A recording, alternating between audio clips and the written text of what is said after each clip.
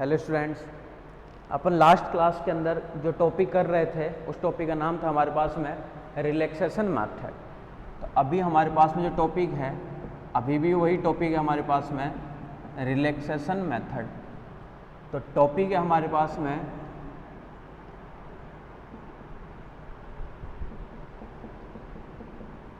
Relaxation method.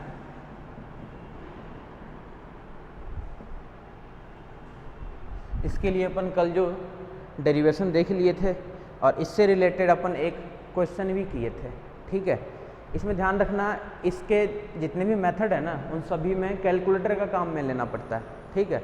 Exam में भी calculator allow होता है, तो कैलकुलेटर से इसकी कैलकुलेशन आपको करनी पड़ेगी। और कैलकुलेटर से कैलकुलेशन करने के लिए जहाँ पे लेंथी कैलकुलेशन बनेगा, ठीक है, कोई गुणा करना होगा, कोई भाग करना होगा, तो उसको अपन लिख देंगे मान और आप लोग कर करके उसको देख लेना, ठीक है। तो रिलैक्सेशन मेथड में याद होगा ही होगा कि सबसे पहले हमारे पास में जो इक्वेशन दी हुई रहती है उसी इक्वेशन में से अपन क्या करते हैं, लेट कर लेते हैं R1, R2, R3, R4। उससे पहले हमें ये भी ध्यान रखना होता है कि वो डायगनली डोमिनेंट में होनी चाहिए, यानी x1 का गुणांक सबसे पहले, x2 का गुणांक देन, x3 का गुणांक देन, x4 का गुणांक देन। तो बढ़ते हुए क्रम में होनी चाहिए, ठीक है। उसके बाद में अपन क्या करते थे, R1, R2, R3 लेट कर लेते थे और फिर अपन उसको सॉल्व करते थे। क्लियर है? क्वेश्चन लिखो।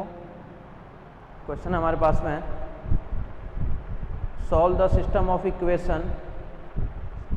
बहुत ज़्यादा इंपॉर्टेंट है, 12 में पूछ रखा है, 14 में पूछ रखा है, 16 में पूछ रखा है, 18 में पूछ रखा है, 6 में पूछ रखा है। बहुत ज़्यादा इंपॉर्टेंट क्वेश्चन है। Solve the system of equation, system of equation,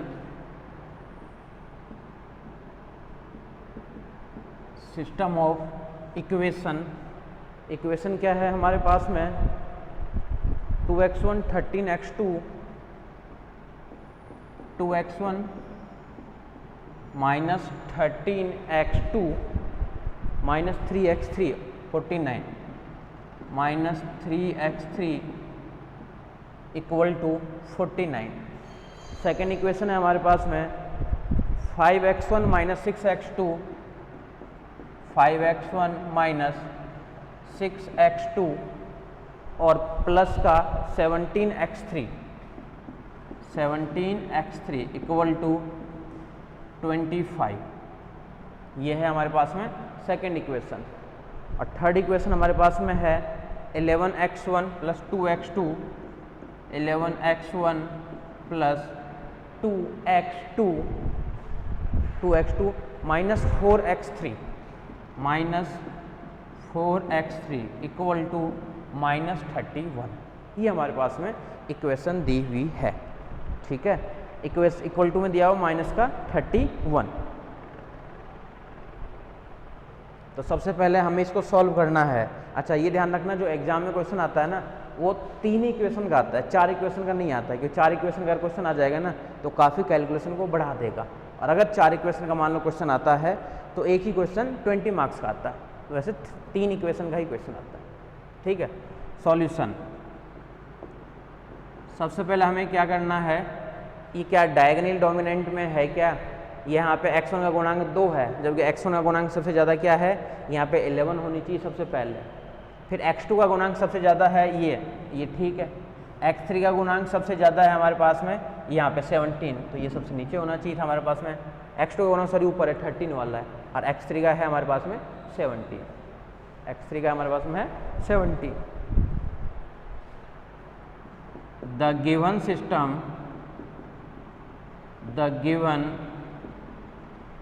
system note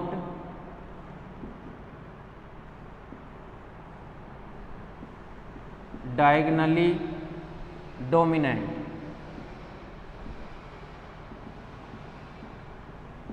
the given system not diagonally dominant GONALY, not diagonally dominant. Clear है? So firstly we change diagonally dominant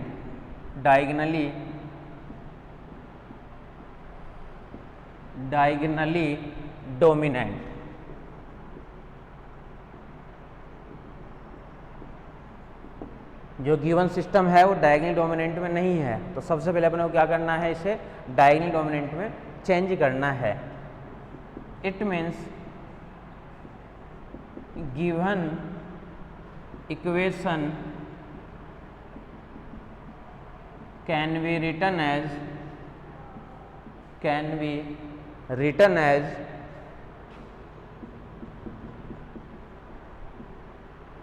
इसको अपन पार्शियल पाइवोटिंग भी बोलते हैं, पार्शियल पाइवोटिंग ये भी बोलते हैं। ठीक है, तो कोई बोलता है कि पार्शियल पाइवोटिंग करो, यानी x1 का गुणांक सबसे पहले, फिर x2 का और फिर x3 का, तो अपन इसको पार्शियल पाइवोटिंग भी कहते हैं। सबसे पहले x1 का गुणांक सबसे ज़्यादा है, इस वाले में क्या आ जाएगा 11x1 प्लस का 2x2 माइनस का 4x3 इक्वल टू माइनस का 31। फिर x2 का गुणांक सबसे ज़्यादा है 13 में, यानी 2x1 माइनस 13x2 और यहाँ से माइनस का 3x3 इक्वल टू है 49। x3 का गुणांक सबसे ज़्यादा 17 में, यानी 5x1 माइनस 6x2 और प्लस का 17x3 इक्वल टू है 25। अब कई लोग यहाँ पे ये सोच रहे होंगे कि मान लो कि x1 का गुणांक सबसे ज़्यादा 11 है इसमें, और x2 का भी मान लो सबसे ज़्यादा इसी के अंदर होता, मान लो यहाँ पे होता 22 होता, तो फिर अपन क्या x1 वाले को पहले एडजस्ट लेकर रखते या फिर x2 वाले के अकॉर्डिंग पहले इसको रखते। तो हमें x1 से देखना होता है, सबसे पहले हमें तीनों इक्वेशन में x1 का गुणांक सबसे ज़्यादा उसमें देखना है, और जैसे x1 वाले को रख दिए तब उसको छोड़ दो उस इक्वेशन को, बाकी जो बच गई नीचे इक्वेशन उनमें देखो x2, बाकी जो नीचे बच गई फिर उसमें देखो x3। तो ऐसे स्टेप बाय स्टेप चलना है हमें। ठीक है, क्लियर है? इसको अपन क्या कर दिए, सबसे पहले इसको इसमें चेंज कर दिए।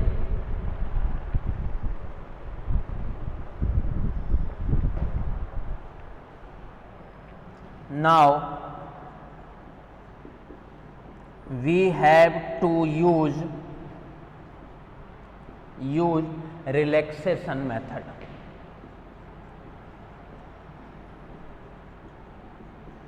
Relaxation method, it means relaxation method याद यूज करेंगे अपन। इट मीन्स फर्स्ट इक्वेशन क्या आ जाएगी हमारे पास में, R1 वाली, देखो क्या क्या मिलेगा हमारे पास में, R1 इक्वल टू, वहाँ पे तो है ही माइनस का 31 माइनस का 11x1 माइनस का 2x2 और प्लस का 4x3।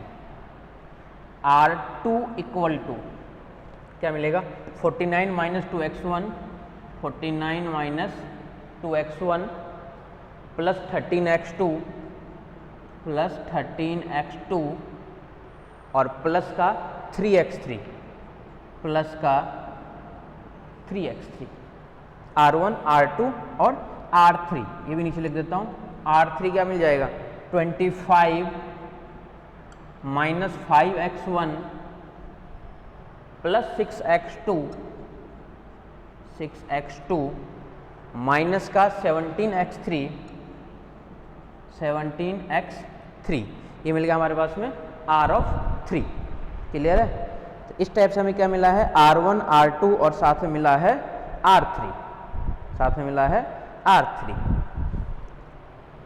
चलें आगे, अब क्या करना है हमें,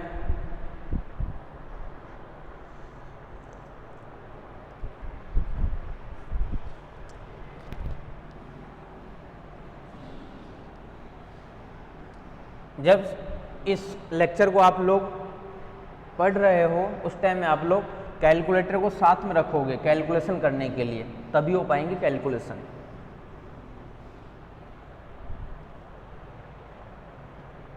सब के मान लिख दिए R1 R2 R3 और R3। Then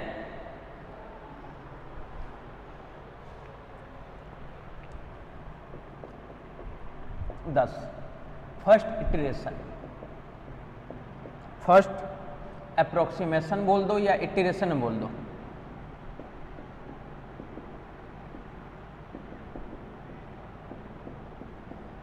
first approximation clear है। फर्स्ट अप्रोक्सीमेशन में क्या करेंगे, वी लेट x1 बराबर x2 बराबर x3 बराबर 0। फर्स्ट इटरेशन में x1 x2 x3 बराबर 0 इनिशियल वैल्यू, इनिशियल वैल्यूज, ठीक है। देन ये जो दिए हुए इसको नाम दे दो अलग अलग, 1 नंबर 2 नंबर और ये 3 नंबर, और R1 R2 R3 वाले को नाम दे दो 4 नंबर 5 नंबर और साथ में 6 number. Then initial value, then R1 equal to, then put these value, किसके अंदर पुट करना है, 4 5 6, put these value in equation 4 5 6, then we get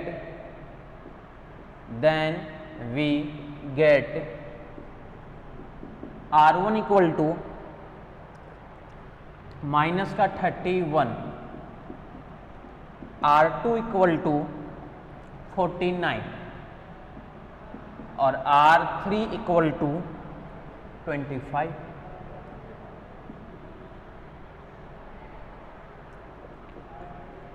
hair क्या देखेंगे, लार्जेस्ट मैग्नीट्यूड किसके अंदर से, R1 R2 R3 में। Here largest magnitude is, mode में देखना है, वो मान कौन सा हमारे पास में, R2। It means we obtain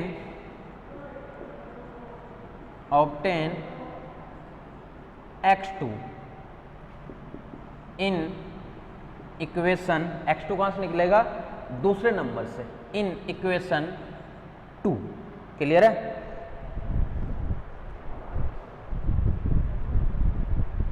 ठीक है, आ जाओ आगे आ जाओ।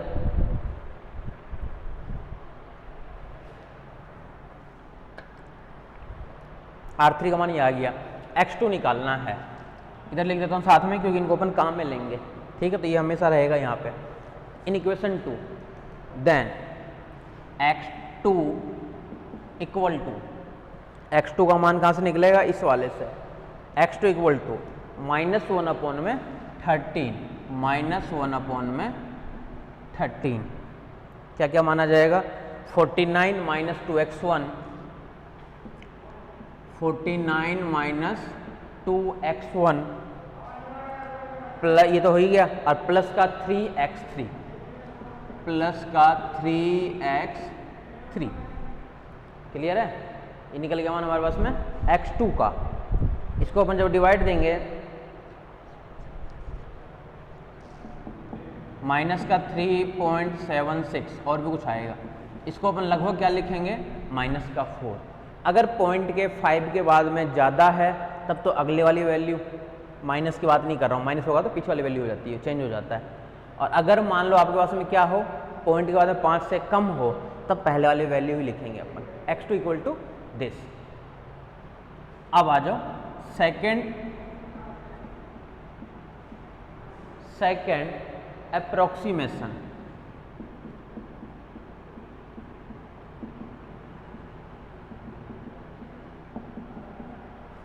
सेकेंड अप्रोक्सीमेशन सेकेंड अप्रोक्सीमेशन क्या क्या मान है, x1 इक्वल टू तो 0, x2 इक्वल टू माइनस का 4 और x3 इक्वल टू भी 0। ठीक है, किसके अंदर पुट करना है, वही 4, 5, 6। Put these value in equation 4, 5, 6 in equation 4, 5, 6 clear है। then we get R1 equal to, रख दो मान इसके अंदर, x1 की वैल्यू तो क्या रखनी है 0, x2 की -4 रखनी है। तो x2 के जब -4 रखोगे ना तो माइनस का 4 ये बन जाएगा प्लस का 8, प्लस का 8 ये 0 और ये 0, माइनस का 31 और प्लस का 8 कितना मिलेगा 23 और 8 कितने होते हैं 23, किसका माइनस का 23। R2 इक्वल टू, इसके अंदर रखना है आपको x2 का -4,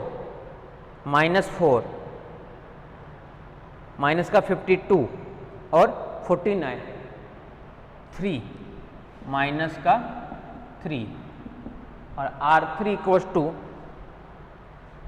x2 का -4 माइनस 24 यानी प्लस का 1। क्या क्या माना गया हमारे पास में, R1 का माइनस का 20, ये वैल्यू आ गई हमारे पास 23, माइनस का 3 और साथ में 1। ये ध्यान रखना कि कई लोग इसको अनुमान से भी लिख देते हैं, क्योंकि हमारे पास में ये टारगेट नहीं है, हमारे पास जो हम x1, x2, x3 के जो मान निकाल रहे हैं ना वो सही वैल्यू निकलनी चाहिए। तो कई लोग तो बस इसके अंदर देख लेते हैं, आइडिया से रख लेते हैं कि हाँ ये इससे बड़ा है, इसमें रखेंगे तो ये से छोटा आएगा, इसमें रखेंगे तो बोला सबसे छोटा आएगा, सबसे बड़ा वाला ऊपर से मिलेगा। It means we find R1। Clear है, लेकिन अपने को लिखना है पूरा R3 इक्वल टू 1। फिर से वही चीज, हेयर लार्जेस्ट मैग्नीट्यूड कौन सा है R1। It means we obtain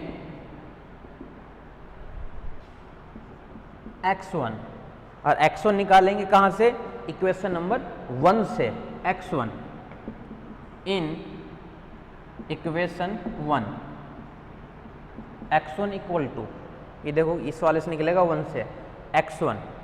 ठीक है, 1/11 माइनस का 31 माइनस का 2x2 माइनस का 2x2 और प्लस का 4x3 प्लस 4x3। इसके अंदर वैल्यू कौन सी रखनी है, x1 की जगह तो हमें पुट कर, x1 तो निकलेगा सॉरी, x2 की जगह हमें पुट करना जो भी हम निकाले थे माइनस का 4 वो पुट करना है, और x3 की जगह पुट करना है 0। लिख भी सकते हो साथ में, लिखा हुआ है ना x1 0, x2 का -4 और x3 फिर से 0। देन x1 का मान यहाँ से निकल करके आएगा, यहाँ से मान किसका निकल करके आएगा, x1 का मान यहाँ से निकल करके आएगा। और x1 का मान क्या निकल करके आएगा, वो हमारे पास में आएगा माइनस का 2.09। कर लो इसको कैलकुलेशन, माइनस का 2.09, इसको अपन लिखेंगे माइनस का 2। ठीक है, किसका मान निकालिए अपन, इसका मान निकाल लिए। क्लियर है, अब चलते हैं नेक्स्ट अप्रोक्सीमेशन पे।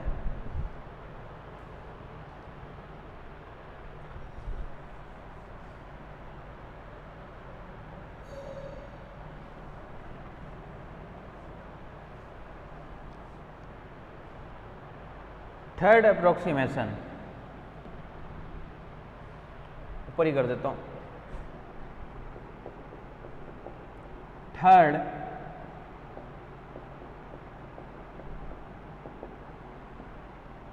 अप्रोक्सीमेशन,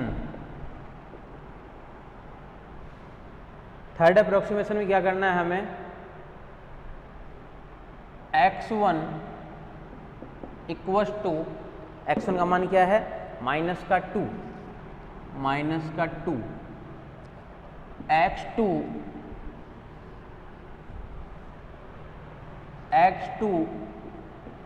ये वैल्यू क्या है हमारे पास में, x2 अपन निकाल रखे थे पहले ही, तो x2 का अपने निकाल रखा था क्या, माइनस का 4, जो निकाल रखे हो वो मान काम में लेना है, और x3 इक्वल टू 0, x3 अभी भी 0 ही रहेगा, ठीक है।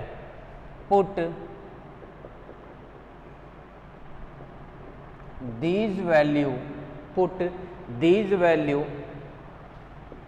in equation 4, 5, 6, in equation 4, 5, 6,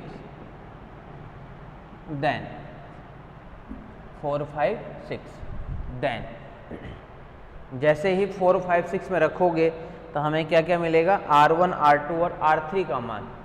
तो इसके अंदर जब पुट करोगे x1 का मान ये, x2 का मान ये और x3 का मान ये, तो हमारे पास जो x1, R1, R2, R3 मिलेगा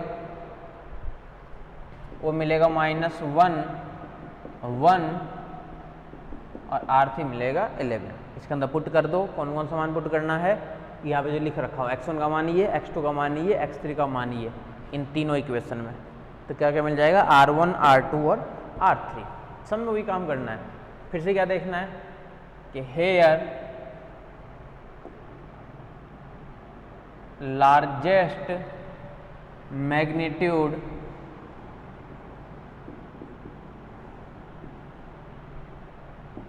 R3, it means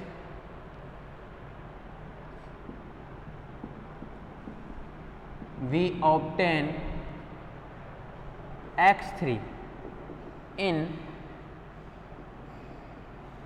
इक्वेशन किससे निकलेगा, 3 से, 3, देन x3 का मान यहाँ से निकाल लो, x3 यहाँ पे है बैठा हुआ, तो x3 इक्वल टू 1/17, x3 का गुना क्या 17, 25 minus 5x1, 25 minus 5x1, 25 minus 5x1 plus 6x2 plus 6x2, और यहाँ से मिलेगा बस इतना ही मिलेगा, इसके अंदर पुट करना है। तो मान किसका निकलेगा, x3 का। क्लियर है, किसका मान निकलेगा हमारे पास में, वो मान निकलेगा x3 का, और x3 का जो मान हमें निकलेगा वो निकलेगा 0.65, x3 का जो मान निकला वो निकलेगा 0.65। इसको कर लो गुना, देख लो इसका मान जो आएगा ना वो आएगा 0.65। क्लियर है। तो 3 तो देखो एज इट इज निकलते ही हैं, हमेशा एक एक का मान आता है, किसी से x1 आ गया, किसी से x2 आ गया, किसी से x3 आ गया। अब जब निकालेंगे ना आगे के अप्रोक्सीमेशन, तब हमें पता चलेगा कि कौन सा वैल्यू किसके साथ सेम है और कहाँ तक हमें छोड़ना है, वो भी बताऊंगा कि कैसे पता चलेगा हमें कि कहाँ तक इसको रखना है, कहाँ तक इसको हमें नहीं रखना है। ठीक है, x3 इक्वल टू ये आ गया। और निकालते हैं अपन, मेन चीज के अंदर यही होता है कि यही पता नहीं चल पाता है कि हमें कहाँ तक मान निकालना। मान निकालना तो सभी को आता है, आ जाएगा, फॉर्मूला बताओ बस पुट करना है मान, तो लेकिन कहाँ तक निकालना है वो सबसे मेन चीज़ है। थर्ड निकाल लिए, फोर्थ अप्रोक्सीमेशन।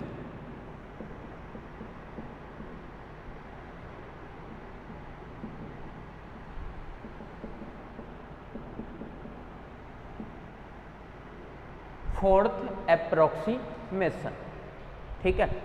फोर्थ अप्रोक्सीमेशन में वैल्यू, सारी वैल्यू अपने पास में आ चुके हैं, यानी x1 इक्वस टू, x1 का मान क्या आया था अपने पास में, -2, सबसे लास्ट वाली वैल्यू जो आई थी हमारे पास में, x2 का -4 और x3 का 0.65 और x3 का 0.65, ठीक है। किसके अंदर पुट करना है। अब ये मत सोचना कि इसको अपन 1 के बराबर क्यों नहीं लिख रहे हैं, इसको भी 1 के बराबर लिख सकते हो, इसमें कोई दिक्कत नहीं है, लेकिन अनुमान आपको लग जाएगा। इनको भी जरूरी नहीं कि -2 जहाँ पे लिखे थे ना, तो जो एग्जैक्ट मान था वही रहने दो, माइनस का 2.09 ही रहने दो, कोई फर्क नहीं पड़ता। ये माइनस का जो 4 अपन लिखे थे ना, तो ये माइनस का 3 पॉइंट कुछ था समथिंग हमारे पास में, उसको अपन लिखे थे माइनस का 4, तो इनसे फर्क नहीं पड़ता, जो मान है आपके पास में वो तो एज छोड़ दो चाहे से। Put these value in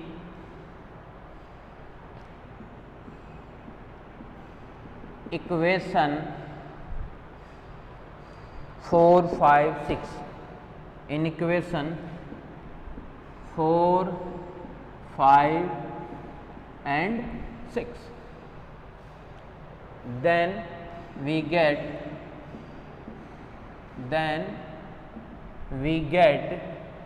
R1, R2, R3, then we get fourth में R1, R2 और R3, ठीक है। और R1, R2, R3 हमारे पास में, अच्छा x2 का मान क्या आ गया, R1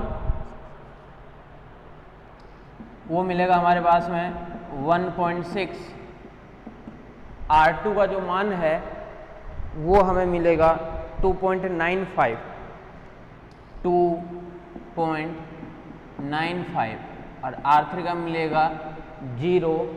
R3 का मान 0.05. अब देखना यहाँ से ध्यान से, यहाँ तक तो कोई दिक्कत नहीं, 3 तक तो, जब चौथे पे जाते हैं, 5वें पे जाते हैं, 6ठे पे जाते हैं, तब हमें अनुमान लगता है कि कैसे पता चलेगा हम 6 पे छोड़े, 7 पे छोड़े, 8 पे छोड़े या 15 तक ले जाएं, 20 तक ले जाएं। फिर से वही चीज़ें यहाँ पे लिए तो लिखना ही पड़ेगा कि हेयर लार्जेस्ट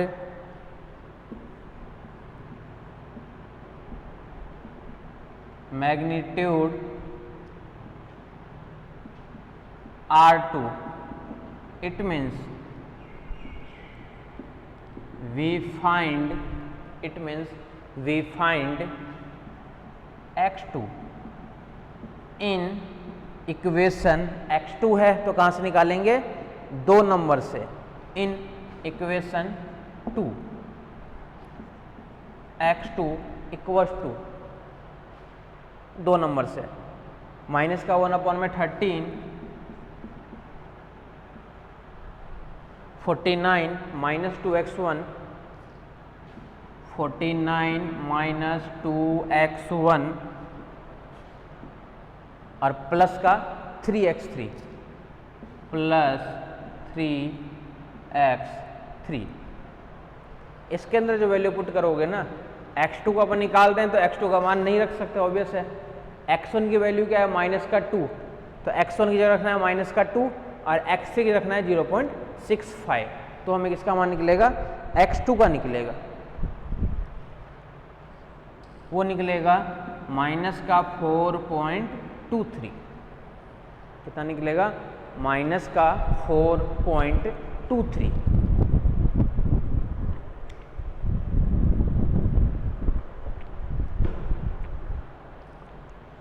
ठीक है, ये निकल गया हमारे पास में x2 का मान। अब देखो x2 का मान माइनस का 4.23, पहले x2 का मान क्या था, माइनस का 4, तो दोनों सेम नहीं है, ठीक है। और दूसरी बात बोले एक एक बार तो सारे मान निकलने चाहिए, कम से कम एक एक बार तो सारे निकलने चाहिए, तभी तो हम पीछे वाले से तुलना कर पाएंगे कि पीछे वाली वैल्यू क्या थी हमारे पास में। जैसे अपन x2 जैसे इसमें ये निकाल दिए, तो पिछला क्या था, माइनस का 4, बोला कि नहीं ये तो 2, 3 जा रहा है, वो 4 जा रहा है, ठीक है। ऐसे अपन कंपेयर कर लेते हैं, क्लियर है। x2 और एक देख लो,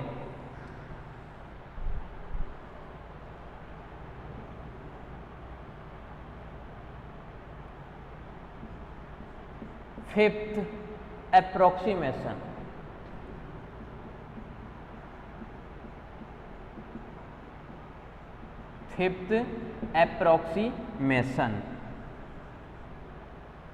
ठीक है। अब